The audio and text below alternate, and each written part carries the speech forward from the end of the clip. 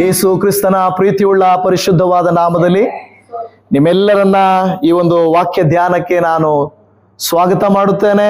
ದೇವರ ಆತ್ಮನು ನನ್ನೊಟ್ಟಿಗೆ ಇವತ್ತು ಮಾತಾಡಬೇಕು.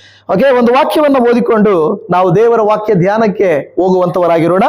ಲೂಕನ ಬರೆದ ಸುವಾರ್ತೆ 1ನೇ ಅಧ್ಯಾಯ 20ನೇ ವಚನವನ್ನ ನಾವು ಓದಿಕೊಳ್ಳೋಣ. ಲೂಕನ ಬರೆದ ಸುವಾರ್ತೆ 1ನೇ ಅಧ್ಯಾಯ 20ನೇ ವಾಕ್ಯ. ಈ ನನ್ನ ಮಾತು ತಕ್ಕ ಸಮಯದಲ್ಲಿ ನೆರವೇರುವುದು, ಆದರೆ ನೀನು ಅದನ್ನ ನಂಬದೇ ಹೋದದ್ದರಿಂದ ಅದೆಲ್ಲ ಸಂಭವಿಸುವ ದಿನದವರೆಗೂ ಮಾತನಾಡಲಾರದೆ ಮೂಕನಾಗಿರುವಿ ಎಂದು ಅವನಿಗೆ ಉತ್ತರ ಕೊಟ್ಟನು. ಯಾರಿಗೆ ಉತ್ತರ ಕೊಟ್ರು?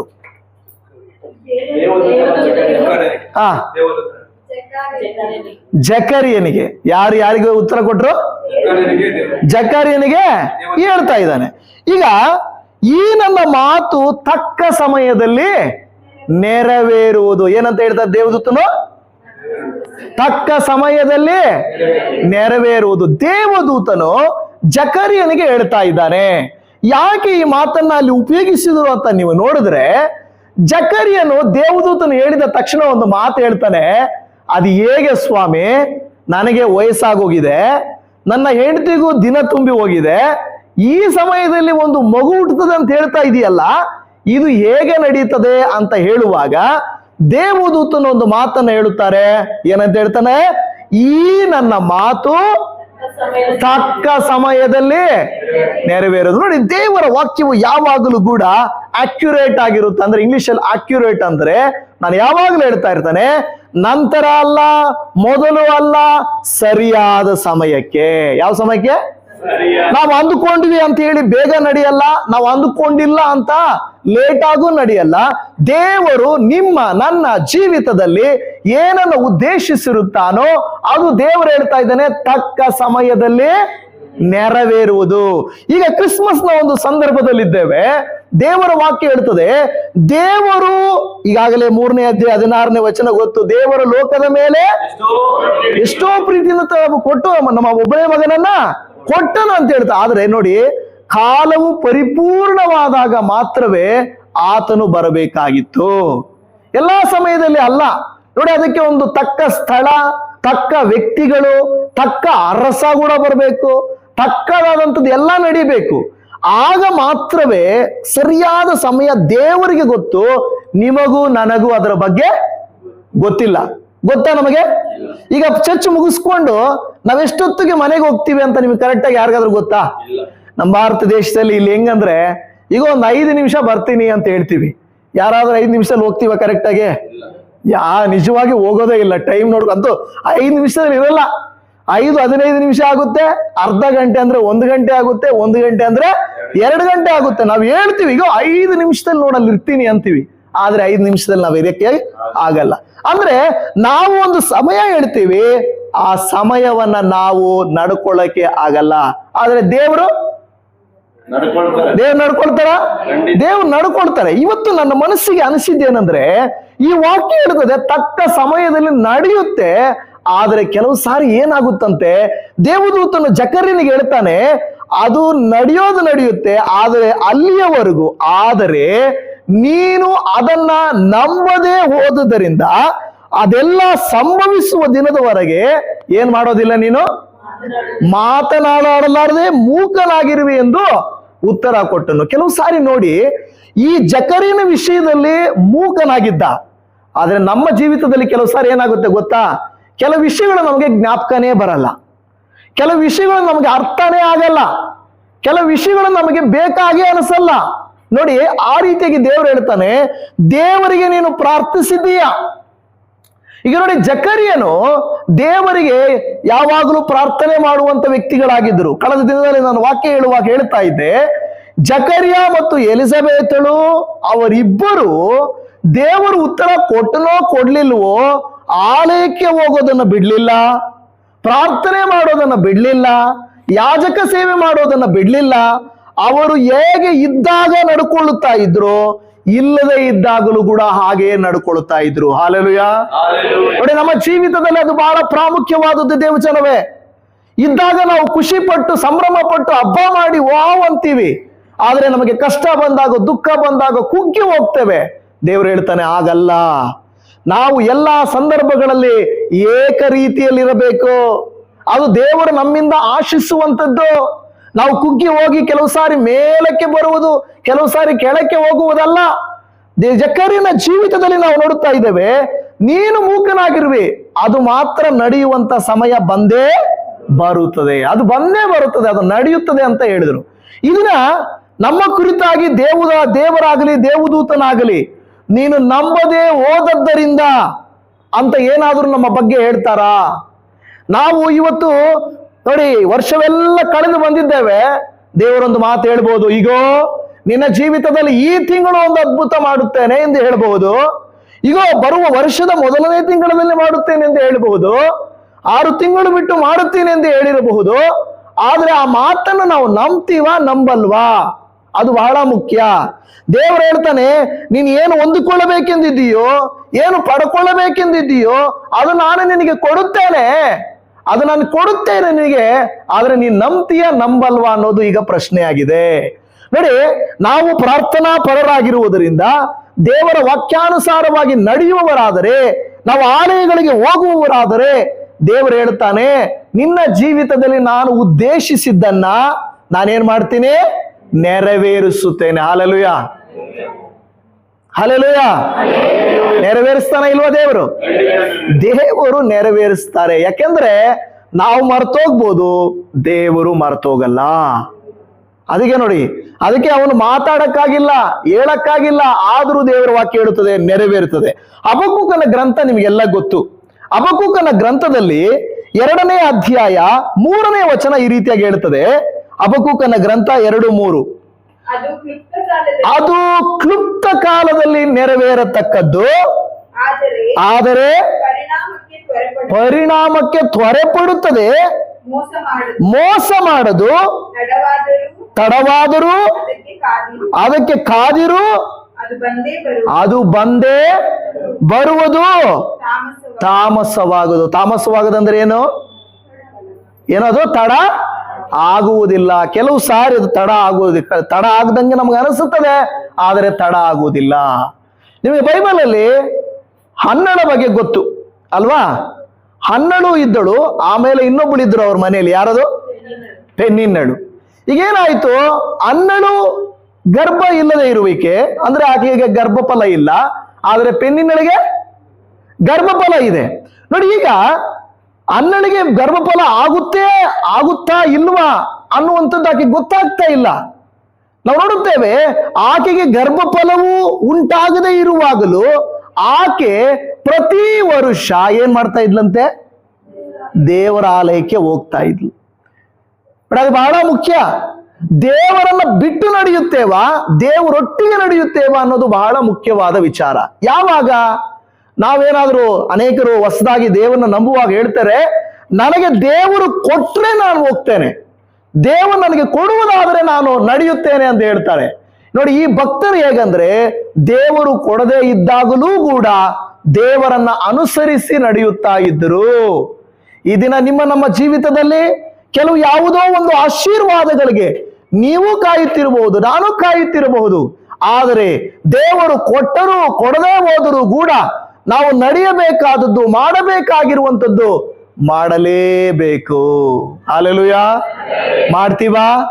ಮಾಡಕ್ ಸಿದ್ಧ ಇದೀವಾ?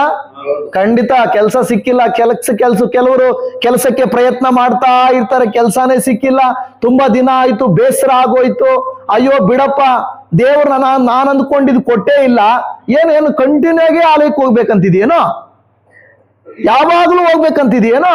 ಯಾವಾಗಲೂ ಬಿಡುವಿದ್ದಾಗ ಹೋಗ್ತೀನಿ, ಹೆಂಗಿದ್ರು ನನಗೆ ಕೆಲಸ ಸಿಕ್ಕಿಲ್ಲ, ಹೆಂಗಿದ್ರು ನನಗೆ ಪ್ರಮೋಷನ್ ಸಿಕ್ಕಿಲ್ಲ, ಹೆಂಗಿದ್ರು ನನ್ನ ಕುಟುಂಬದಲ್ಲಿ ಆಶೀರ್ವಾದ ಸಿಕ್ಕಿಲ್ಲ, ನಾನು ಅಂದುಕೊಂಡದ್ದು ನಡೆದಿಲ್ಲ, ಮತ್ತೆ ದೇವರು ನಾನು ಅಂದುಕೊಂಡಿದ್ದು ಮಾಡದೇ ಇರುವಾಗ ಮತ್ತೆ ನಾನು ಯಾಕೆ ಅಷ್ಟು ಪರ್ಫೆಕ್ಟ್ ಆಗಿರ್ಬೇಕು? ದೇವಜನವೇ, ಈ ರೀತಿಯಾಗಿ ನಾವು ಆಲೋಚನೆ ಮಾಡಬಾರದು. ಯಾಕೆಂದ್ರೆ ದೇವರ ಮೇಲಿನ ನಂಬಿಕೆ ಹೇಗೆ ನಾವು ನಿರೂಪಿಸುತ್ತೇವೆ ಗೊತ್ತಾ? ಹೇಗೆ ನಿರೂಪಿಸುತ್ತೇವೆ ಅಂದ್ರೆ, ದೇವರೇ ನೀನು ಕೊಟ್ಟರೂ ಕೊಡದೆ ಹೋದರೂ ನಾನು ಮಾತ್ರ ಮಾಡುವ ಕೃತ್ಯಗಳನ್ನ ಬಿಡುವುದೇ ಇಲ್ಲ. ಹಲ್ಲೆಲೂಯಾ. ನೋಡಿ, ಅನ್ನಳು ಅದೇ ಕೆಲಸ ಮಾಡಿದ್ರು. ಆಕೆಗೆ ಗರ್ಭಫಲ ಇಲ್ಲದೆ ಇರುವಾಗಲೂ ಪ್ರತಿ ವರ್ಷ ದೇವರ ಆಲಯಕ್ಕೆ ಹೋಗುತ್ತಾ ಕ್ರಮ ತಪ್ಪದೆ ಹೋಗ್ತಾ ಇದ್ದಳು. ಈ ಜಕರಿಯ ಎಲಿಜಬೆತಳು ಹಾಗೇನೆ ಕ್ರಮ ತಪ್ಪದೆ ಹೋಗ್ತಾ ಇದ್ರು. ಅವ್ರ ವಾಕ್ಯ ಹೇಳುತ್ತದೆ, ಅವರು ಮುಪ್ಪಾಗಿಬಿಟ್ಟಿದೆ, ವಯಸ್ಸಾಗಿ ಹೋಗ್ಬಿಟ್ಟಿದೆ.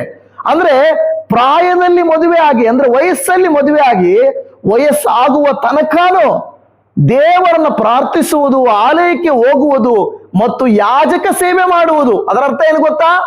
ದೇವರ ಸೇವೆ ಮಾಡೋದನ್ನ ಅವರು ಬಿಡಲಿಲ್ಲ. ಆದ್ರೆ ನಮಗೆ ಆ ಭಕ್ತಿ ಇದೆಯಾ? ಆ ಭಕ್ತಿ ಇದ್ರೆ ದೇವರು ಹೇಳ್ತಾನೆ, ಕ್ಲುಪ್ತ ಕಾಲದಲ್ಲಿ ತಡವಾದರೂ ನಿನ್ನ ಜೀವಿತದಲ್ಲಿ ನಾನು ಏನ್ ಮಾಡ್ತೇನೆ ಅದನ್ನ ನೆರವೇರಿಸಿ ಕೊಡುತ್ತೇನೆ ಎಂದು ದೇವರು ಹೇಳುತ್ತಾ ಇದ್ದಾರೆ. ಪ್ರಿಯ ದೇವ ಜನವೇ, ದೇವರಲ್ಲಿ ನಾವು ಅನೇಕ ಬೇಡಿಕೆಗಳನ್ನು ಇಡುತ್ತೇವೆ, ಕಾಯುತ್ತೇವೆ, ಹೇಳುತ್ತೇವೆ. ಆದ್ರೆ ಇವರ ನಂಬಿಕೆಯ ರೀತಿ ನಮಗೆ ನಂಬಿಕೆ ಇದೆಯಾ? ಆ ನಂಬಿಕೆ ಇದೆಯಾ? ನಾವು ಆ ತರ ಮಾಡ್ತಾ ಇದೀವಿ ಅನ್ನೋದು ಬಹಳ ಮುಖ್ಯವಾದಂತ ಕಾರ್ಯ. ಈ ಜಕರಿಯನು ಮೂಕನಾಗಿ ಮಾತನಾಡದೇ ಇದ್ದನು, ಆದ್ರೆ ದೇವರ ಕಾರ್ಯ ಮಾತ್ರ ನಡೀತಾನೇ ಇದೆ. ಹೌದಾ ಇಲ್ವಾ? ಯಾವಾಗ ದೇವದೂತನು ಬಂದು ಅವರಿಗೆ ಹೇಳಿದನೋ ಆವತ್ತೇ ಅವರಿಗೆ ಆಶೀರ್ವಾದ ಉಂಟಾಯಿತು. ಆ ಕಡೆ ಅವನ ಕಣ್ಣು ಮುಂದೆ ಕಾಣಿಸ್ತಾ ಇದೆ. ಏನು? ಆತನ ಹೆಂಡತಿ ಗರ್ಭವತಿಯಾಗಿದ್ದಾಳೆ. ಇವನು ಮೂಕನಾಗಿದ್ದಾನೆ, ಆದ್ರೆ ದೇವರ ಕ್ರಿಯೆಯಲ್ಲಿ ಏನ್ ಮಾಡ್ತಾ ಇದೆ? ನಡೀತಾ ಇದೆ. ನೋಡ್ರಿ, ಅದು ಆವಾಗ ನೋಡಿ ಮಗುವಾದ ಮೇಲೆ ಅವನಿಗೆ ಬಾಯಿ ಬಂತು. ನಮಗೆಲ್ಲ ಗೊತ್ತಿದೆ ವಾಕ್ಯ. ಈ ದಿನ ನಮ್ಮ ಜೀವಿತದಲ್ಲಿಯೂ ಕೂಡ ಅದೇ ರೀತಿಯಲ್ಲಿ ದೇವರು ಹೇಳ್ತಾ ಇದ್ದಾನೆ, ನೀನೊಂದು ಕಾರ್ಯವನ್ನು ನಂಬುವುದಾದರೆ, ನೀವು ನಾನು ಒಂದು ಭಕ್ತಿಯಲ್ಲಿ ನಡೆಯುತ್ತಿರುವುದಾದರೆ ನಮ್ಮ ಕಣ್ಣು ಮುಂದೆ ಆಶೀರ್ವಾದವುದು ದಿನೇ ದಿನೇ ದಿನೇ ಬೆಳೆಯುತ್ತಾ ಇರುತ್ತದೆ. ಆದರೆ ಒಂದು ಸರಿಯಾದ ಸಮಯಕ್ಕೆ ಅದು ಹಿಂತಿರುಗಿ ನಮ್ಮ ಜೀವಿತಕ್ಕೆ ಬರುತ್ತದೆ. ಹಲ್ಲೆಲೂಯಾ. ದೇವರು ಹಿಂತಿರುಗಿ ನಮಗೆ ಕೊಡ್ತಾನೆ. ಕೀರ್ತನೆಗಳ ಗ್ರಂಥದಲ್ಲಿ 27ನೇ ಕೀರ್ತನೆ 14ನೇ ವಾಕ್ಯ ಹೇಳುತ್ತದೆ ನೋಡಿ. 27ನೇ ಕೀರ್ತನೆ 14ನೇ ವಾಕ್ಯ ಏನಂತ? ಏನ್ ಮಾಡ್ಬೇಕಂತೆ? ಯೆಹೋವನನ್ನು ನಿರೀಕ್ಷಿಸಿಕೊಂಡಿರು, ದೃಢವಾಗಿರು. ಈಗ ನಿರೀಕ್ಷಿಸಿಕೊಂಡಿರು ಅಂದ್ರೆ ಏನು? ಇದ್ರ ಅರ್ಥ ನಿರೀಕ್ಷಿಸಿಕೊಂಡಿರು. ಈಗ ಬಸ್ ಬರ್ತದಪ್ಪ, ಒಂದು ಬಸ್ ಬರುತ್ತೆ ಅಂದ್ರೆ ನಾವು ಅಲ್ಲಿ ಬಸ್ ರೋಡ್ ಇದೆ ಅಂದ್ರೆ ನಾನು ಮನೇಲಿ ಕುತ್ಕೊಂಡಿರ್ತೀನಿ, ಬಸ್ ಬರುತ್ತೆ ಬಿಡು ಅಂತ ಕುತ್ಕೊಂಡಿದ್ರೆ ಆಗುತ್ತಾ? ಏನ್ ಮಾಡ್ಬೇಕು? ಬಸ್ ಸ್ಟ್ಯಾಂಡ್ ಅಲ್ಲಿ ಬಂದು ಕುತ್ಕೋಬೇಕು, ಬಸ್ ಬರ್ತಾ ಇದೆಯಾ ಅಂತ ನೋಡ್ಬೇಕು. ಈಗ ನಾವು ಬಸ್ ಸ್ಟ್ಯಾಂಡ್ಗೆ ನಾನು ಹೋದ್ರೆ ಎಷ್ಟೋ ಬಸ್ಸುಗಳು ಬರುತ್ತವೆ, ನಮ್ ಬಸ್ ಯಾವುದು ಅಂತ ಬೋರ್ಡ್ ನೋಡ್ತಾ ಇರ್ತೀವಿ. ಹೌದಾ ಇಲ್ವಾ? ಬಿಡು, ನನ್ನ ಬಸ್ ಬಂದಾಗ ನನಗೆ ಗೊತ್ತಾಗುತ್ತೆ ಅಂತ ನೀವು ಕೈ ಹಿಂದೆ ಕಟ್ಕೊಂಡು ನಿಂತ್ಕೊಂಡ್ರೆ ಬರ್ತದೆ, ಹೋಗ್ತೇವೆ. ಆದ್ರೆ ನಮ್ಮ ಬಸ್ಸು, ನಮ್ಮ ರೂಟ್ ಬಸ್ ಯಾವುದು ಬಂದಾಗ ಅದರ ಬೋರ್ಡ್ ಅನ್ನ ನೋಡ್ತೇವೆ, ಓ ಇದು ನಂದು. ಅಂದ್ರೆ ಆ ಬಸ್ಸಿಗಾಗಿ ನಾವು ಕಾಯ್ತಾ ಇರ್ತೇವೆ. ನಾವು ಬೇಜವಾಬ್ದಾರಿ ತೋರಿಸಲ್ಲ, ಅಂದ್ರೆ ಅದನ್ನ ನಿರ್ಲಕ್ಷ್ಯ ಮಾಡಲ್ಲ. ನನ್ನ ಬಸ್ ಬರ್ತಾ ಇದೆಯಾ, ರೂಟ್ ಬಸ್ಸು, ಅದನ್ನ ಕಾಯ್ತಾ ಇರ್ತೀವಿ. ದೇವರಿಗೂ ಕೂಡ ಅದೇ ರೀತಿಯಲ್ಲಿ ನಾವು ಏನ್ ಮಾಡ್ಬೇಕಂತೆ? ನಿರೀಕ್ಷಿಸಿಕೊಂಡಿರಬೇಕು. ಏನ್ ಮಾಡ್ಬೇಕು? ನಿರೀಕ್ಷಿಸಿ. ನಿರೀಕ್ಷೆ ಅಂದ್ರೆ ಏನ್ ಗೊತ್ತಾ? ಕಾಯೋದು ಒಂದು ಪಕ್ಕ, ಕಾಯೋದು ಅಂದ್ರೆ ಬಸ್ ಸ್ಟ್ಯಾಂಡ್ ಅಲ್ಲಿ ಕುತ್ಕೊಂಡಿದೀನಿ. ಆದ್ರೆ ನಿರೀಕ್ಷಿಸಿಕೊಡ್ರೋದು ಅಂತ ಏನ್ ಗೊತ್ತಾ? ಬಸ್ ಬರ್ತಾ ದೃಷ್ಟಿ ಇಡೋದು ಅದ್ರ ಬಗ್ಗೆ. ಓ ಬರ್ತಾ ಇದೆಯಾ, ಬರ್ತಾ ಇದೆಯಾ ಅಂತ.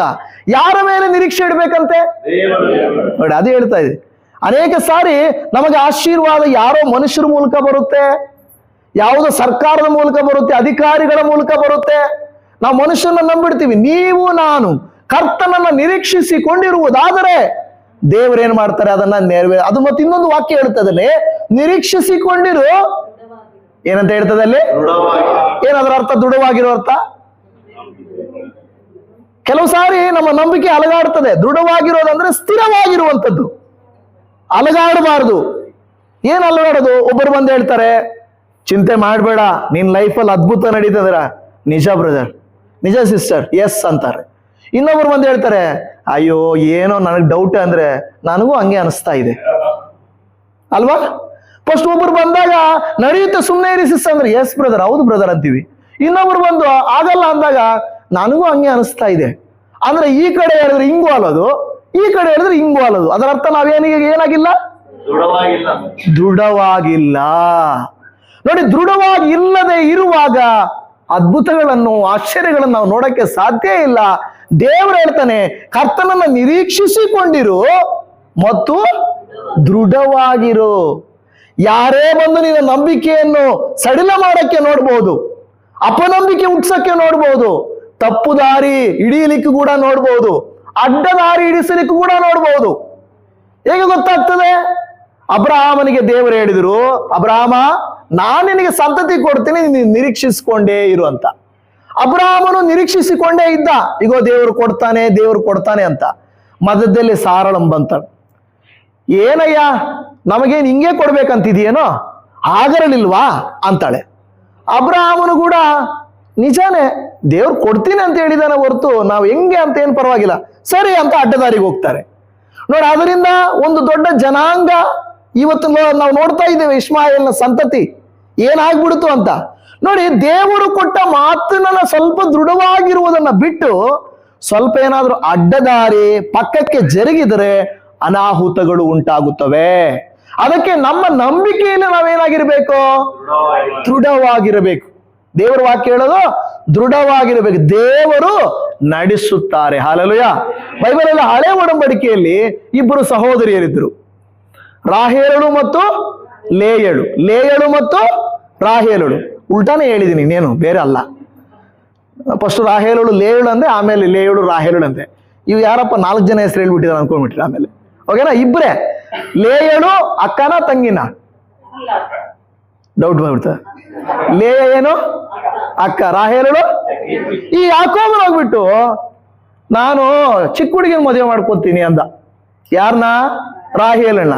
ರಾಹೇಲಳು ನೋಡ್ಲಿಕ್ಕೆ ಚೆನ್ನಾಗಿದ್ದಾಳೆ. ಇವಾಗ ತಂಗಿಗೆ ರಾಹೇಲಳಿಗೆ ಅಂದ ಇದೆ, ಒಪ್ಕೊಂಡಿದ್ದಾನೆ, ಚೆನ್ನಾಗಿದೆ. ಈಗ ಲೇಯಳಿಗೆ ಒಂದು ರೀತಿ ಏನನ್ಸಿರ್ಬೋದು ನಮಗ್ ಗೊತ್ತಿಲ್ಲ ಮನಸ್ಸಲ್ಲಿ. ಆದ್ರೆ ಯಾಕೋಬನು ಏನ್ ಮಾಡ್ದ? ಆ ರಾಹೇಲನ್ನ ಮದುವೆ ಮಾಡ್ಕೊಳ್ಳಕ್ಕೆ ಎಷ್ಟು ವರ್ಷ ಕೆಲಸ ಮಾಡ್ದ? 7 ವರ್ಷ ಕೆಲಸ ಮಾಡ್ಕೊಂಡಿದ್ದ. ರಾಹೇಲಳೆ ಅನ್ಕೊಂಡಿದ್ಲು, ನನಗೆ ಮದುವೆ,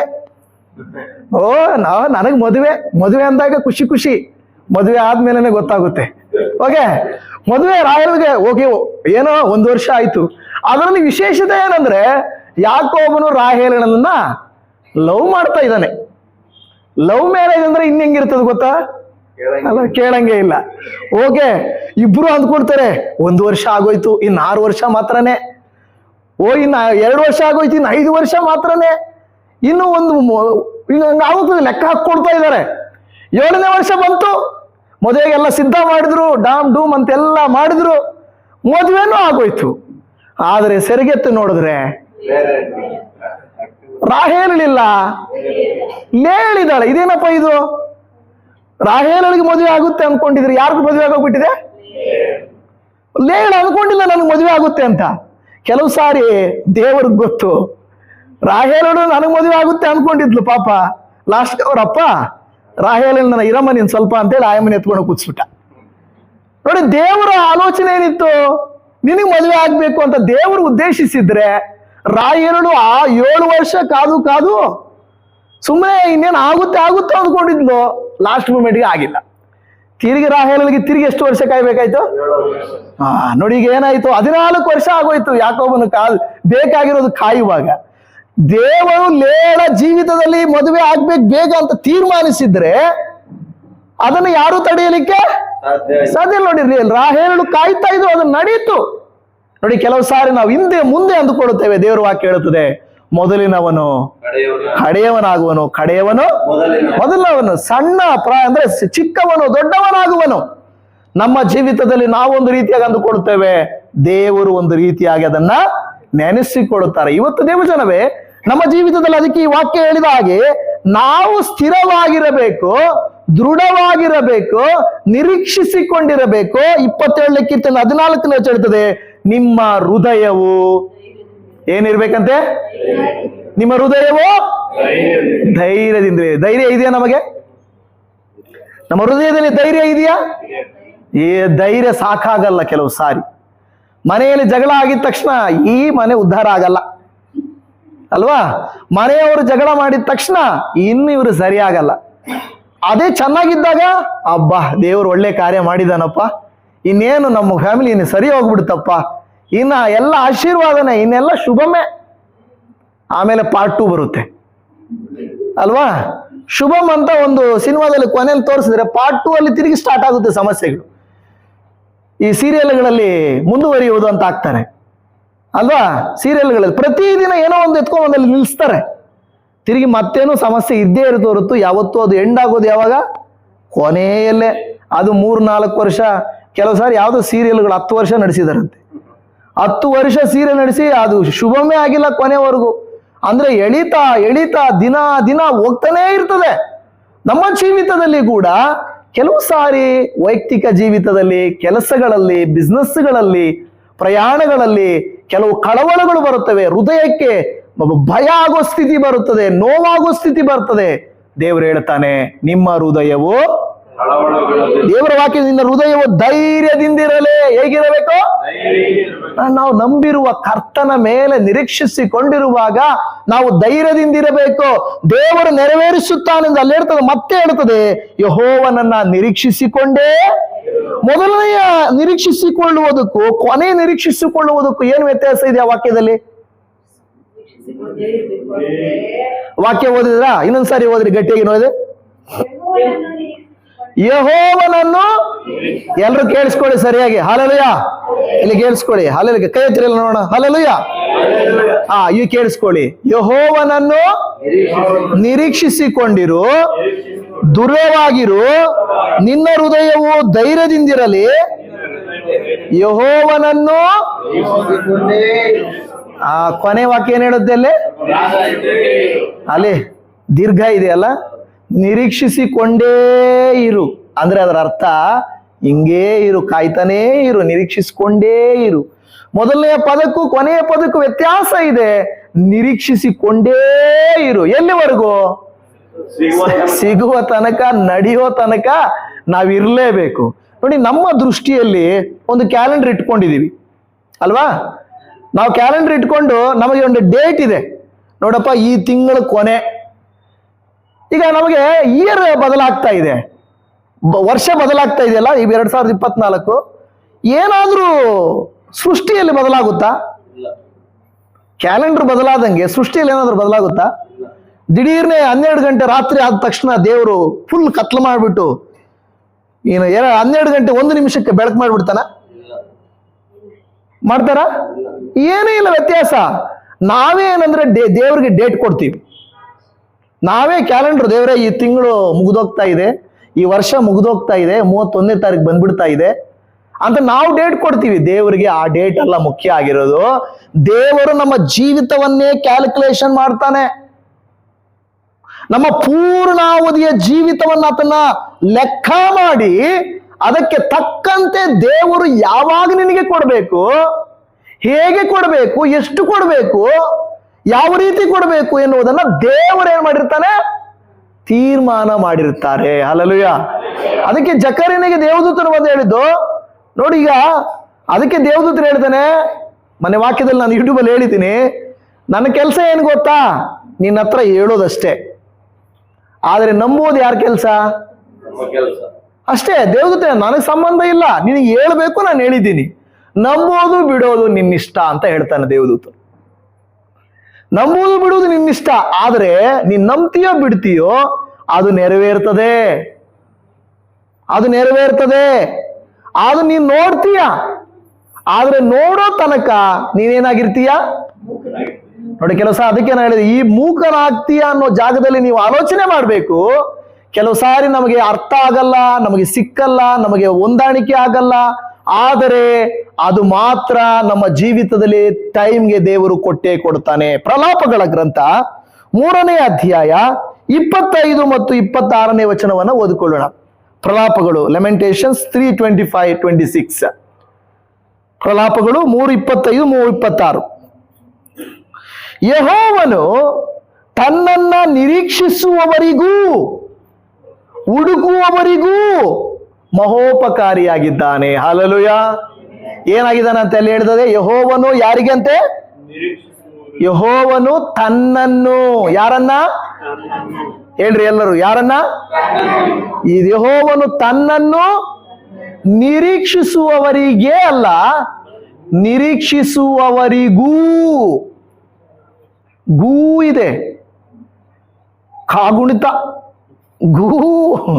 ಓಕೆ, ನಿರೀಕ್ಷಿಸುವವರಿಗೂ ಹುಡುಕುವವರಿಗೂ. ನೋಡಲ್ಲಿ ಹೇಳಿದೆ, ಎರಡು ಪದಗಳು ಉಪಯೋಗಿಸ್ತದೆ. ಏನು ಪದಗಳಿಗೂ? ನಿರೀಕ್ಷಿಸುವವರಿಗೂ ಹುಡುಕುವವರಿಗೂ ಏನಾಗಿದ್ದಾನಂತೆ ಆತನು? ಮಹೋಪಕಾರಿಯಾಗಿದ್ದಾನೆ. ಹಾಲೆಲೂಯಾ.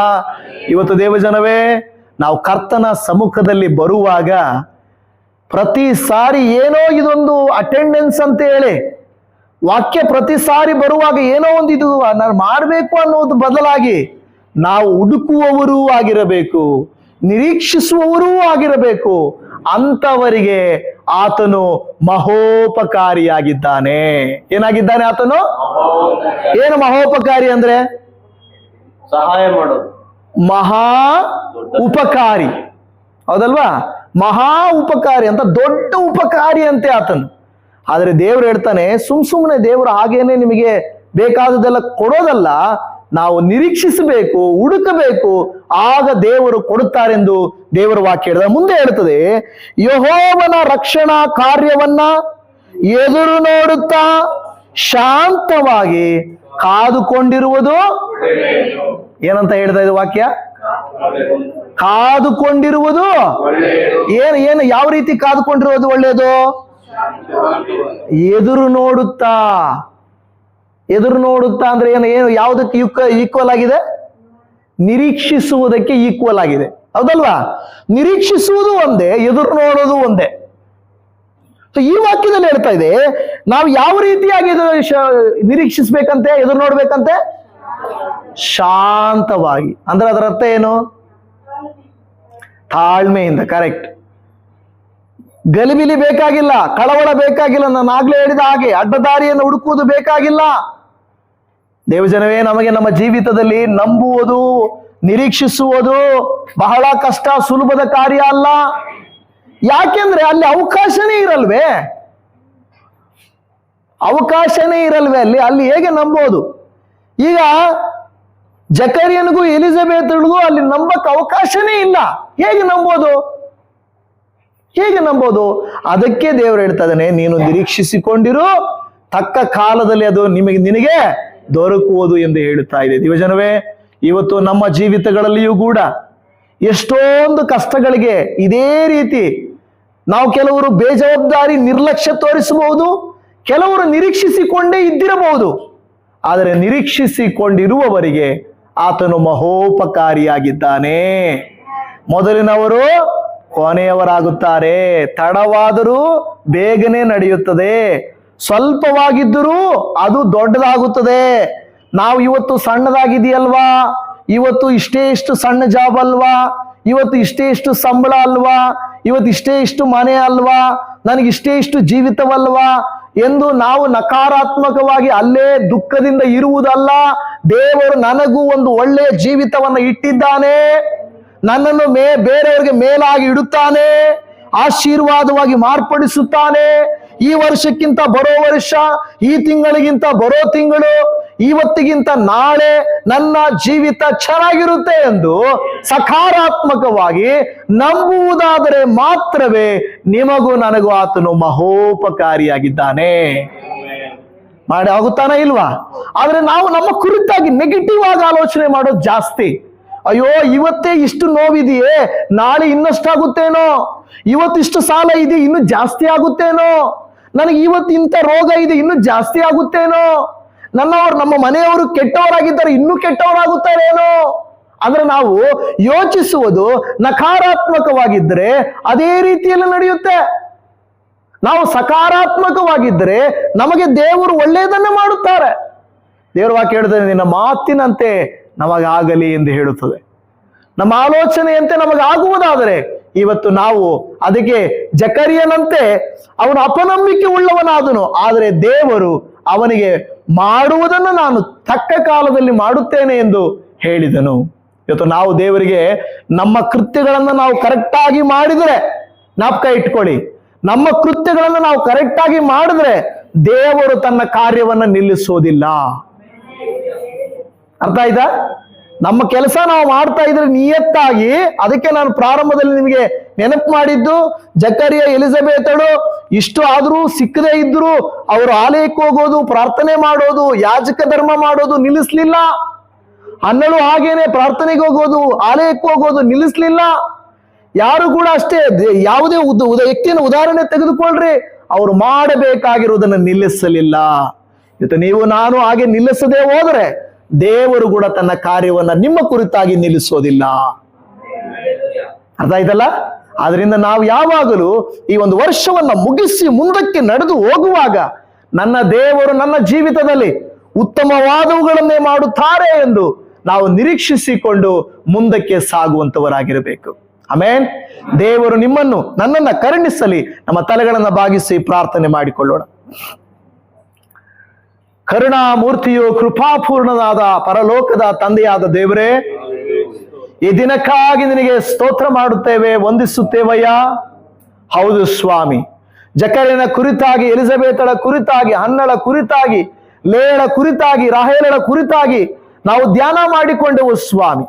ಏನಂದ್ರೆ ಕರ್ತನೆ, ಅವರು ಯಾರು ನಿರೀಕ್ಷಿಸಿಕೊಂಡಿದ್ದರೋ, ಯಾರು ಎದುರು ನೋಡುತ್ತಾ ಇದ್ದರೋ, ಯಾರು ಅವರ ಕರ್ತವ್ಯವನ್ನ ನಿಭಾಯಿಸಿಕೊಂಡು ನಿನಗೆ ಮೆಚ್ಚುಗೆಯಾಗಿ ನಡ್ಕೊಳ್ಳುತ್ತಾ ಇದ್ದರೋ, ನೀವು ಅವರ ಜೀವಿತದಲ್ಲಿ ತಕ್ಕ ಸಮಯದಲ್ಲಿ ಅದ್ಭುತವಾದ ಕೃತ್ಯಗಳನ್ನ ಮಾಡಲಿಕ್ಕೆ ಶಕ್ತರಾಗಿದ್ದೀರಿ. ಈ ದಿನಪ್ಪ ಈ ವಾಕ್ಯವನ್ನ ಕೇಳಿ ಪ್ರಾರ್ಥಿಸುತ್ತಿರುವಂತ ನಮ್ಮ ಜೀವಿತಗಳಲ್ಲಿ ಇರುವಂತ ಕಡು ಕಷ್ಟಗಳಿಗೂ, ಕಣ್ಣೀರುಗಳಿಗೂ, ಬಲಹೀನತೆಗಳಿಗೂ, ಯಾವ ವಿಷಯಗಳಿಗೂ ನಾವು ಸೋತು ಹೋಗದೆ ನಿರೀಕ್ಷಿಸಿಕೊಂಡವರಾಗಿ, ದೇವರೇ, ದೇವದೂತನು ಯಾವಾಗ ಕರ್ತನೆ ಯಾವ ರೀತಿಯಾಗಿ ಈ ನನ್ನ ಮಾತು ತಕ್ಕ ಸಮಯದಲ್ಲಿ ನೆರವೇರುವುದು ಎಂದು ಹೇಳಿದ ಹಾಗೆ ನಮ್ಮ ಜೀವಿತದಲ್ಲಿ ನೀವು ಉದ್ದೇಶಿಸಿದ ಕೃತ್ಯಗಳನ್ನ ಸಕಾಲಕ್ಕೆ ಮಾಡಬೇಕೆಂದು, ಅಲ್ಲಿಯವರೆಗೂ ನಾವು ಆತ್ಮೀಕವಾಗಿ ಭಕ್ತಿಯಿಂದ ನಿನಗಿಷ್ಟರಾಗಿ ನಡ್ಕೊಳ್ಳುವುದಕ್ಕೆ, ನಮ್ಮ ಕರ್ತವ್ಯಗಳನ್ನು ನಾವು ಚಾಚೂ ತಪ್ಪದೆ ಮಾಡುವುದಕ್ಕೂ, ನಿಮಗೆ ವಾಕ್ಯಾನುಸಾರವಾಗಿ ನಡ್ಕೊಳ್ಳುವುದಕ್ಕೂ ನಮಗೆ ಸಹಾಯ ಮಾಡಬೇಕೆಂದು ನಾವು ಪ್ರಾರ್ಥನೆ ಮಾಡ್ತಾ ಇದ್ದೇವೆ. ದೇವರೇ, ನಮ್ಮನ್ನ ಕಾಣುವ ದೇವರೇ, ನಮ್ಮ ಭಕ್ತಿಯನ್ನ ಹೆಚ್ಚಿಸು, ನಮ್ಮ ನಂಬಿಕೆಯನ್ನು ಹೆಚ್ಚಿಸು, ನಮ್ಮನ್ನ ನಿನ್ನ ಮಹಿಮೆಗಾಗಿ ಉಪಯೋಗಿಸು. ನಮ್ಮ ಜೀವಿತಗಳು ಅನೇಕರಿಗೆ ಆಶೀರ್ವಾದವಾಗಿರಬೇಕು. ತಡವಾದರೂ ಪರವಾಗಿಲ್ಲಪ್ಪ, ಸಣ್ಣದಾಗಿ ಪ್ರಾರಂಭಿಸಿದ್ರೂ ಪರವಾಗಿಲ್ಲಪ್ಪ, ನೀನು ಒಂದು ದಿವಸ ಉನ್ನತವಾಗಿ ಉಪಯೋಗಿಸಲಿಕ್ಕಿದ್ದೀಯಾ. ನಿನ್ನ ನಾಮಕ್ಕೆ ಸ್ತೋತ್ರ ಮಾಡುತ್ತಾ ಇದ್ದೇವೆ. ಈ ದಿನ ಕರ್ತನೆ, ಈ ಪ್ರಾರ್ಥನೆಯನ್ನ ಮಾಡಿ ವಾಕ್ಯವನ್ನ ಕೇಳಿ ನಾನು ನಂಬುತ್ತೇನೆ ದೇವರೇ, ನಾನು ಕೂಡ ಖಂಡಿತ ನಿನ್ನ ಚಿತ್ತದ ಪ್ರಕಾರವಾಗಿ ನಡೆಯುತ್ತೇನೆ. ನೀನೇ ನಡೆಯಬೇಕಾದ ಕೃತ್ಯಗಳನ್ನು ಸಕಾಲಕ್ಕೆ ನಡೆಸು ಎಂಬುದಾಗಿ ನಿನ್ನ ಕರುಣೆಯ ಕರಕ್ಕೆ ಯಾರು ಒಪ್ಪಿಸಿಕೊಟ್ಟು ಪ್ರಾರ್ಥಿಸುತ್ತಿದ್ದಾರೋ ಇವರೆಲ್ಲರ ಪ್ರಾರ್ಥನೆಗಳನ್ನ ಕೇಳಿ ನೀನೇ ಸದುತ್ತರವನ್ನ ಸಕಾಲಕ್ಕೆ ದಯಪಾಲಿಸಿ ಕೊಡುತ್ತೀರೆಂಬುದಾಗಿ ನಮ್ಮ ಪ್ರಾರ್ಥನೆ ಕೇಳಿದ ಕರ್ತನೇ ನಿನಗೆ ಸ್ತೋತ್ರ ಮಾಡುತ್ತಾ ಎಲ್ಲ ಸ್ತುತಿಗನ ಮಾನ ಮಹಿಮೆ ನಿನಗೆ ಸಲ್ಲಿಸುತ್ತಾ ಈ ಪ್ರಾರ್ಥನೆಯನ್ನ ನಮ್ಮ ರಕ್ಷಕನಾದ ಯೇಸುವಿನ ಪರಿಶುದ್ಧ ನಾಮದಲ್ಲಿ ಪ್ರಾರ್ಥಿಸುತ್ತೇವೆ ತಂದೆಯೇ. ಆಮೇನ್, ಆಮೇನ್.